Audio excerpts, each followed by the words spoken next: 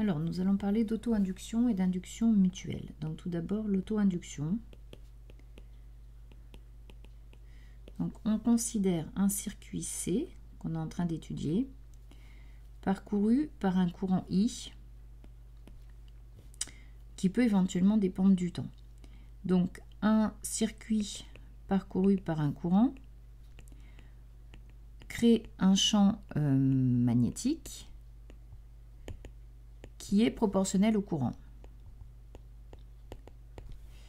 Donc, si on s'intéresse à ce qu'on appelle le flux propre, c'est-à-dire le flux donc à travers la surface S qui s'appuie sur le contour orienté par le contour, par notre circuit. Donc la surface qui s'appuie sur C orientée par C, ce serait ça, avec un vecteur surface comme ça. Donc en fait, on veut calculer le flux à travers le circuit lui-même, créé par son propre champ magnétique, donc de B, donc le B dont on vient de parler, scalaire ds. Ce flux va donc être proportionnel à I, puisque B est lui-même proportionnel à I. Le coefficient de proportionnalité qu'on a entre flux propre et I est une constante a priori si le circuit est rigide, et c'est ça que l'on nomme grand L, donc coefficient d'auto-induction. Donc c'est le flux propre, donc le flux du champ B créé par le circuit lui-même à travers le circuit lui-même. Donc c'est coefficient d'auto-induction, où il a plusieurs noms, hein, inductance propre, ou coefficient d'auto-induction. Voilà. Donc qui se mesure en Henry.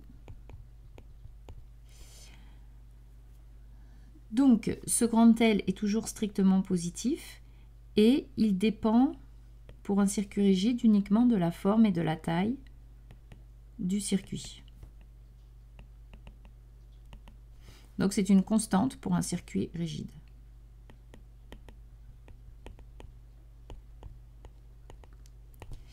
Donc si maintenant on suppose que le courant dépend du temps, le grand L restera le même pour un circuit rigide, et on aura donc le flux propre qui va lui-même dépendre du temps,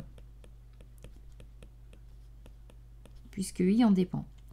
Du coup, si le flux à travers le circuit dépend du temps, par la loi de Faraday, on peut montrer qu'il existe un phénomène d'induction qu'on appellera donc l'auto-induction, puisque elle est due au circuit lui-même, auto-induction, telle que la FEM petit e, induite, je vais l'appeler E propre, hein, c'est toujours pareil, dû au champ créé par le circuit lui-même, à moins D du flux propre sur dt. Donc le flux propre valant LI comme on l'a écrit juste au-dessus, on va donc pouvoir écrire ça sous la forme moins L DI sur dt. Donc ça se symbolise soit comme tous les phénomènes d'induction sous la forme d'une FEM, c'est-à-dire un petit générateur E propre mis dans le sens de I, soit c'est une modélisation équivalente. On fait le symbole d'une bobine, donc avec en convention récepteur I et U dans le sens opposé, on appelle grand L donc l'inductance de la bobine, et on aura du coup U qui vaut moins E, hein, puisqu'ici U, si on prend le même U, serait dans ce sens-là, il vaut moins E propre, donc il vaut L DI sur dt. Donc ça, c'est la notation conventionnelle que vous avez déjà utilisée pour les inductances. Donc voilà pour l'auto-induction. Si maintenant on s'intéresse à l'induction mutuelle, donc là l'idée c'est que notre circuit, je vais l'appeler C2, qui est parcouru par un courant E2, auquel on s'intéressait tout à l'heure, bien sûr, hein, il va y avoir un champ propre B2, etc. Mais on suppose que ce circuit, on le place à proximité d'un autre circuit, C1, qui lui est parcouru par un courant I1. Donc, en un point M quelconque, on a C1 qui crée un champ B1 et 2 qui crée un champ B2. Donc en fait, chacun des deux circuits se trouve à la fois dans le champ créé par lui-même et par le circuit d'à côté.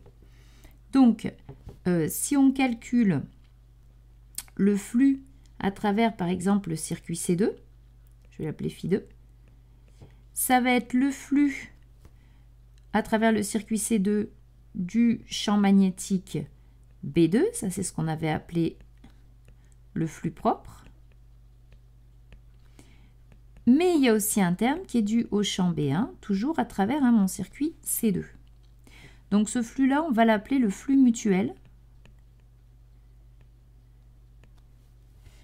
Donc, et on va en reparler juste après. Donc de la même façon pour le circuit C1, bien sûr, on aura, ce sera le flux propre 1, donc dû au champ magnétique qui est créé lui-même, donc le B1, plus le flux propre dû au champ B2 à travers le circuit, dû au champ B2 à travers le circuit C1, qui sera donc le flux mutuel. On va le noter de 2 à travers 1, et là c'est de 1 à travers 2. Alors, de la même façon que tout à l'heure, si on s'intéresse par exemple au flux de B1 à travers C2, puisque c'est un flux créé par un champ magnétique B1, on sait qu'il va être proportionnel au courant I1. Le coefficient de proportionnalité, on va le définir comme étant grand M égale le flux de B1 à travers C2 sur I1. Exactement de la même façon, on peut écrire que le flux de B2 à travers C1, et comme il est dû au champ B2, il va être proportionnel à I2. Et on va définir le rapport entre le flux du champ B2 à travers C1 et de I2. Et on se rend compte qu'en fait, on peut montrer que c'est le même coefficient grand M. Ce coefficient grand M s'appelant donc le coefficient d'inductance mutuelle ou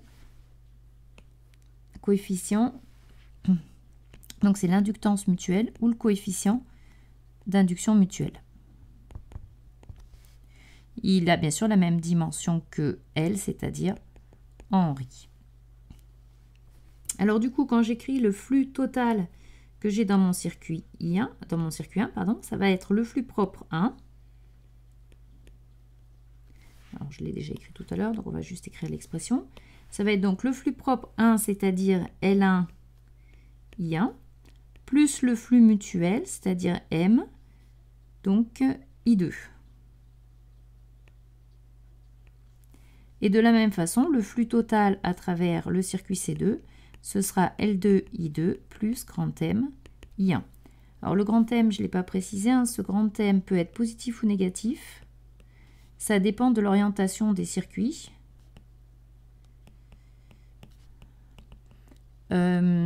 C'est une grandeur qui dépend de la taille, de la forme et de la position relative des circuits. Et de la même façon, si les circuits sont rigides et ne se déplacent pas l'un par rapport à l'autre, le grand M est une constante. Donc, il se peut bien sûr que I1 et I2 dépendent du temps. Si c'est le cas, on aura donc les flux totaux Φ1 et Φ2 qui vont dépendre du temps. Et du coup, on aura des phénomènes d'induction avec de nouveau la loi de Faraday. Et donc pour le circuit C1, on aura une FEM E1 totale qui sera égale à moins dφ1 sur dt, c'est-à-dire dans L1 di1 sur dt moins m di2 sur dt. On aura exactement la même chose pour le circuit 2 avec une FEM totale qui vaudra moins dφ2 total sur dt, c'est-à-dire moins L2 di2 sur dt moins m di1 sur dt. Alors ça se symbolise au niveau du circuit, soit par une seule FEM, par exemple pour le circuit C1, toujours placé dans le sens algébrique du courant, mais on peut aussi le modéliser avec, alors je vais faire les deux circuits, donc il y aurait I1 et puis ici le circuit 2, voilà. On peut aussi faire ça de la façon suivante en indiquant qu'on a une inductance, alors en général on symbolise ça comme ça, dans le circuit, on dessine une inductance L1 dans le circuit 1. Bon, après, là, on finit le circuit. Là, dans le circuit 2, on a une inductance L2. Pareil, là, ça dépend ce qu'il y a dans le circuit. Et puis, on symbolise l'inductance mutuelle par un coefficient grand M. C'est exactement équivalent et ça nous donne donc les mêmes écritures que celles que l'on a écrites ici. Donc, ces notations pourraient être utilisées, bien sûr, pour le transformateur de tension.